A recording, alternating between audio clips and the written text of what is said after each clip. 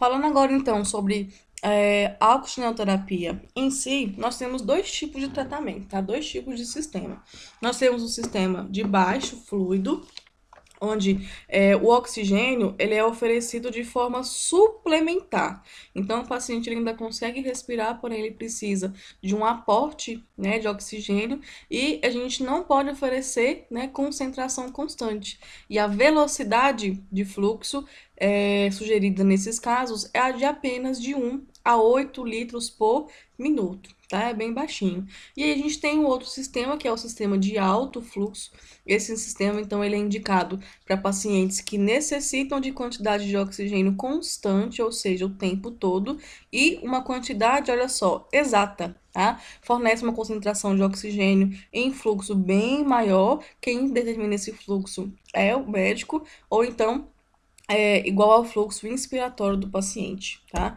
A gente tem aqui esses dispositivos de baixo fluxo, que a gente vai falar de cada um deles detalhadamente, e nós temos os dispositivos de alto fluxo, que também nós vamos falar de cada um deles, tá? Então, existem alguns cuidados de enfermagem que a gente tem que estar atento, independente se for um sistema ali de baixo fluxo ou então um sistema de alto fluxo. Então, o primeiro cuidado de enfermagem é sempre observar o paciente. A gente tem que observar tudo, né? Considerar o nível de consciência daquele paciente, sinais vitais, coloração da pele é extremamente importante, leitos, né? Os leitos reais também, saturação de oxigênio, tem que ser medido o tempo todo, o esforço respiratório, se aquele paciente está batendo a asa do nariz, ou então se ele usa a musculatura acessória para poder respirar, começa a aparecer ali um movimento nítido, né, das costelas. Segundo cuidado de enfermagem, o oxigênio, pessoal, ele resseca muito as mucosas, tá? Então a gente tem que, primeiramente, aumentar a ingestão de líquido daquele paciente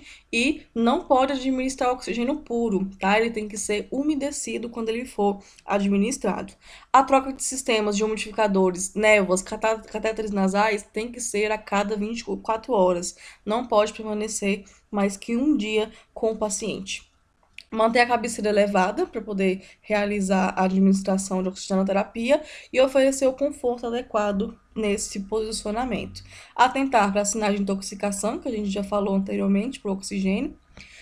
Aspirar o paciente quando detectado qualquer ruído adventício ou então secreção pulmonar, né, ali presente nos pulmões ou então na traqueia, no nariz ou então na boca. Não administrar oxigênio sem o redutor de pressão e o fluxômetro, a gente tem que saber qual que é a pressão dentro daquele cilindro, como que está funcionando o equipamento, senão não é seguro para a gente poder utilizar. Colocar o umidificador com água destilada, sempre com água destilada, tá? Não pode utilizar o soro fisiológico nesse caso, porque ele resseca as vias aéreas, então não estou falando de nebulização, tá? Tô falando de administração de oxigênio, então ele tem que ser com água destilada, tá? Lembre sempre disso. Observar se a máscara ou o catéter estão bem adaptados, em bom funcionamento, porque senão a oxigenoterapia não funciona. Explicar as condutas e as necessidades da oxigenoterapia para o paciente acompanhante. Então, às vezes, o paciente fica muito agoniado com aquela, né, com aquela administração de oxigenoterapia, ou então quer aumentar o tempo todo o fluxo, pensando que vai respirar melhor, tá? Então, a gente tem que explicar com cuidado como que ela funciona, senão pode prejudicar o tratamento do paciente.